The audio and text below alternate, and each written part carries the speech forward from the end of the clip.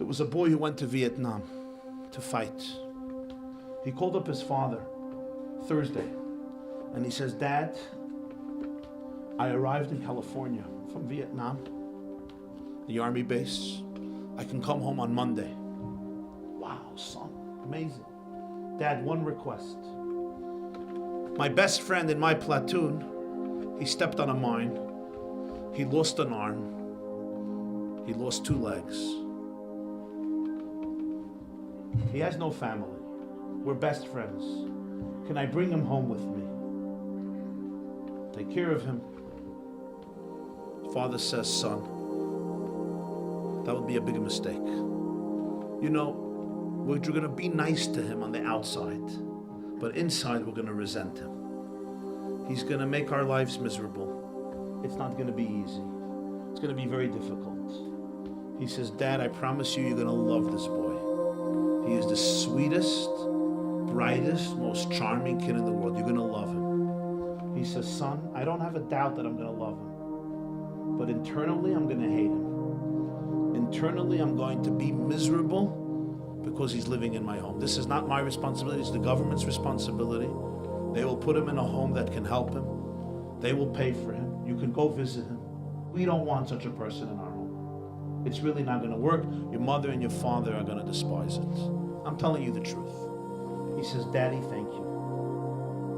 Hung up the phone. So that Sunday, the father gets a call. It was the police. And the police said that there was a soldier who came back from Vietnam and he took his life over the weekend. He jumped off a roof.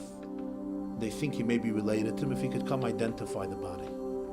So he came and he identified the body. It was his son. And he saw that his son was missing the arm and the 2 legs.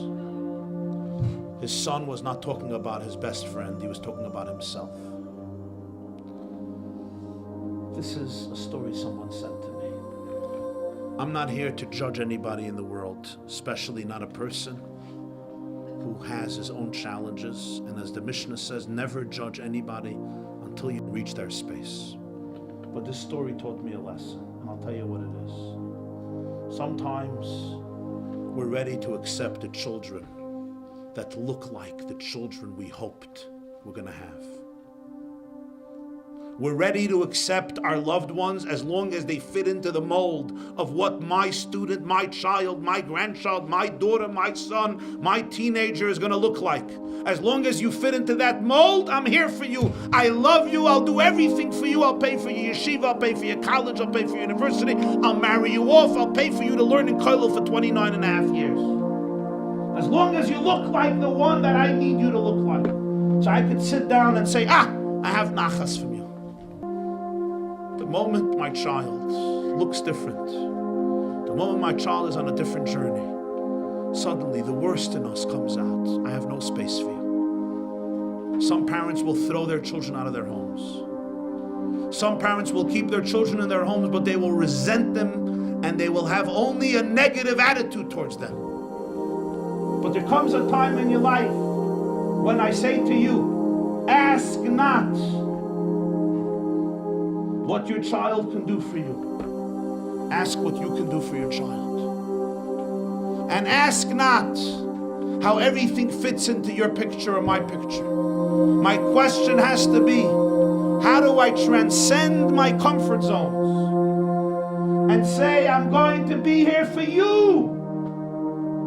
I know it hurts, and I know it's painful, and I know it's not the journey I wanted, and I know it's not the journey that I expected. But let me tell you something, my dear friends. If you go on this journey, it's not only your child who will be saved, you will also be saved. It's not only your child who will find a new life. As hard as it is to believe, you will also discover a part of yourself and a part of God that you never knew about.